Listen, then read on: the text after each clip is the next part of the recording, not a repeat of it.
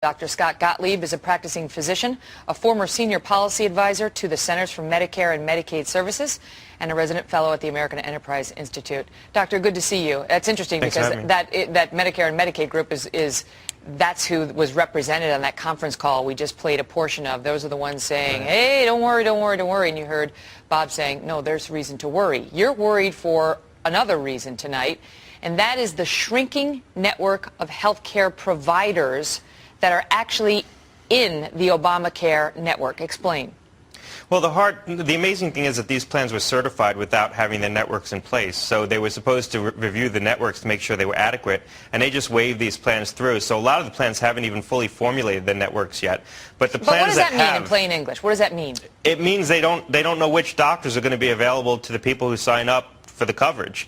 For the plans that have formulated the networks where they know what doctors are going to be available to you, on average they're offering access to about 40 to 50% of the number of specialists that they offer in their older plans that are being canceled. So it's going to be much harder to get access to a doctor, and it's going to be probably hard to get access to the doctors that you used to go see.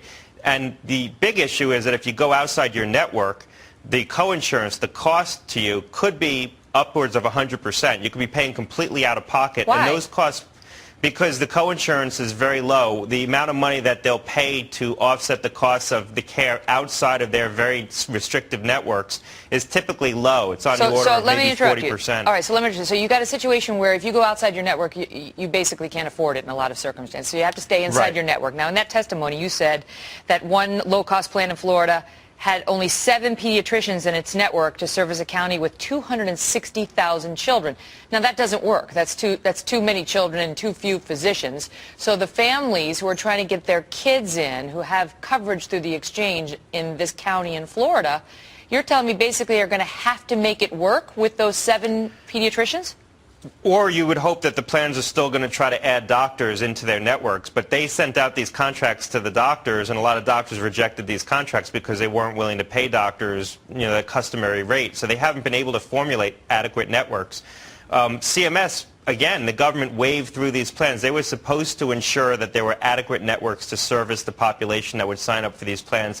That didn't happen. They just waved these plans through. When I hear this, now this is scary to people because they don't want to lose their doctors. I mean, they didn't want to lose their plans, and once you start messing with the actual doctor-patient relationship, people get very upset. They like their doctors, they like their children's doctors, and they don't want Uncle Sam getting in the middle of that relationship, either in terms of the care being offered or the relationship itself, saying it's done because it's no longer going to be paid for. And keep in mind, the group of people we're talking about in large part are people who were told they were going to be able to keep their plan and their doctor and that they didn't have to worry about getting messed with thanks to this law.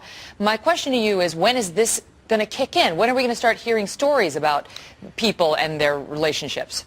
Well, when people actually go to try to access the health care that they've signed up for, I think come January, people are going to start trying to use these plans and find that they're extremely restrictive.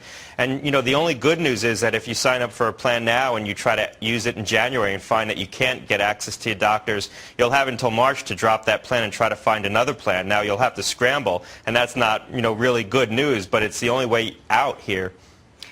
Before I let you go, you've been a critic of the health care law, but I understand you have an op-ed coming out in the New York Times tomorrow that you co-author with Dr. Ezekiel Emanuel, one of the architects of Obamacare. So despite your differences on this law, apparently you are willing to talk about it, and you're willing to shoot down certain myths about it, including which one tomorrow. Right, it posted online, and we say that we don't think there's going to be a doctor shortage because a lot of the assumptions about the impending so-called doctor shortage make straight-line assumptions from today's resource use and today's productivity of physicians. And there's every reason to believe that resource use is going to go down, meaning the amount of resources it takes to treat an illness in the future is going to be less because of technology. That's what we've seen over time. And also doctors themselves will become more productive. That's, in fact, what we've seen over time. So you can't make straight-line assumptions from today. Well, they're going to have to be very productive if you're talking about 7 pediatricians for 260,000 children. Doctor, thank you.